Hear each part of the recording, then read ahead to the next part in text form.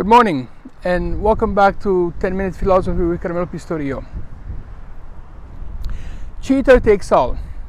Solve et coagula to conquer the world.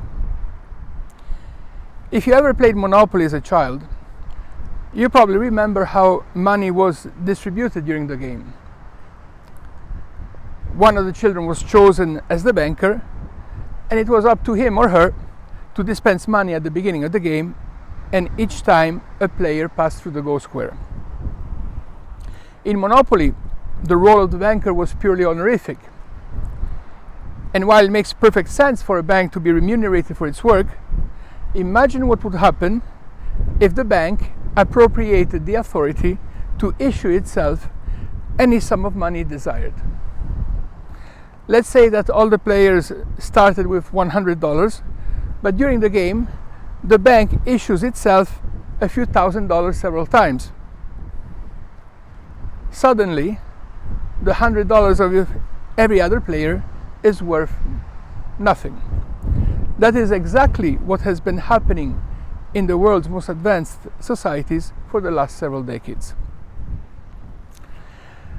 The great Austrian economist Joseph Schumpeter had foreseen, even before the tides of war shifted in 1942, that the success of capitalism would create a concentration of power so terribly skewed to eventually annihilate private property, free markets, entrepreneurship, and innovation, substituting them with a novel form of global corporate-controlled socialism.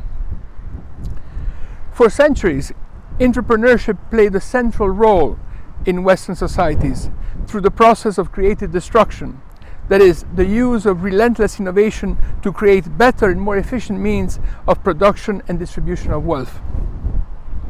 But as these markets became saturated, the dominant economic powers began focusing on the efficiency of their monopolies rather than creating novel methods of wealth creation.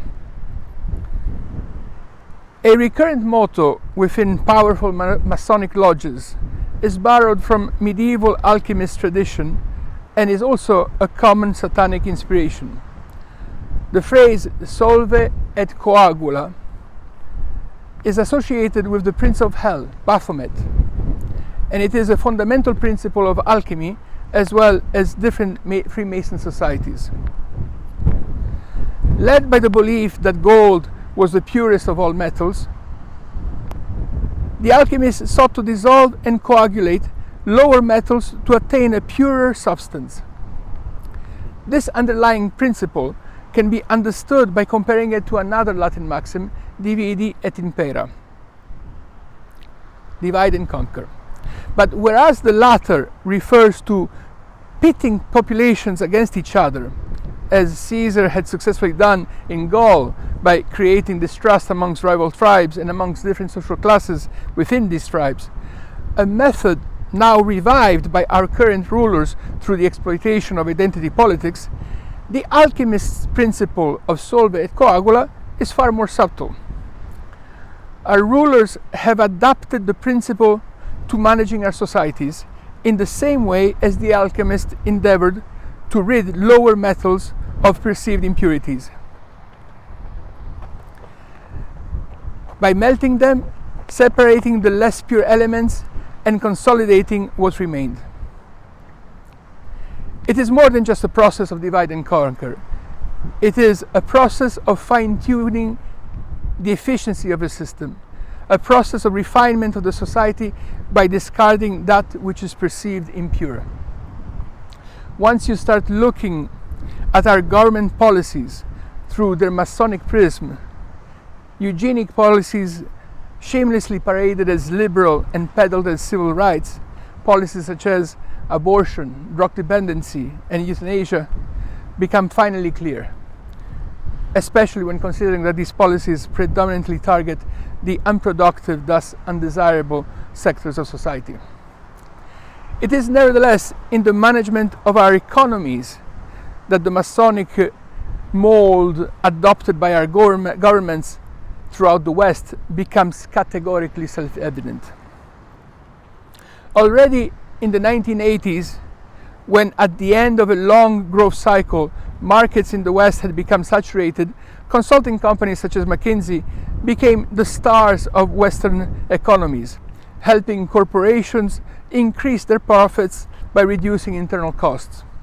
Corporate managers, of course, adored consulting firms because they could outsource the ugly axing exercises to them, avoiding the painful task of retrenching their own staff, while at the same time covering their backs with gilded brand names and of celebrity firms. An old adage in the innovation business says, "No one ever got fired for choosing IBM." In the 80s and 90s, this adage could very well have been rewritten as "No one ever got fired for choosing McKinsey." Even if the company would have perished under McKinsey's axe. A pillar of success for the consulting industry was the necessary disclaimer exonerating consultants from any liabilities for their advice. Thus, the consultant was not responsible for the suggestions it made, and the manager could blame the consultant for the decisions taken. Consultants and corporations became best of friends so that no one would ever be held accountable, no matter how poorly they performed. Of course, this mechanism for corporations to avoid responsibilities, discovered in the 80s, was just a taste of how truly corrupt our industries would become. The main instrument of government interference in free societies comes from the creation of inflationary capital in favor of corporations. A long string of crises and bailouts has created an unprecedented degree of government involvement in the economies of Western democracies, comparable only to the extraordinary conditions of the two world wars. Whereas in the West, government spending has traditionally represented around 10% of our GDP, this ratio shot up to around 70% during World War I and then again during World War II, only to settle back in its traditional ratio right after each war. Over the last several decades, this ratio has spiked to around 50%, which means that governments in developed Western democracies exploit their citizens as if we were at war. Whether it be financial crisis, pandemics, or war, these instruments provide the solve component of the Masonic equation by destroying private businesses and looting generational savings. And each crisis is always immediately followed by greater government intervention through taxes and inflationary capital. Thus, they consolidate an ever-growing share of a country's sovereign economy in the hands of governments and their globalized corporate quagmire. That's the coagula part of the equation.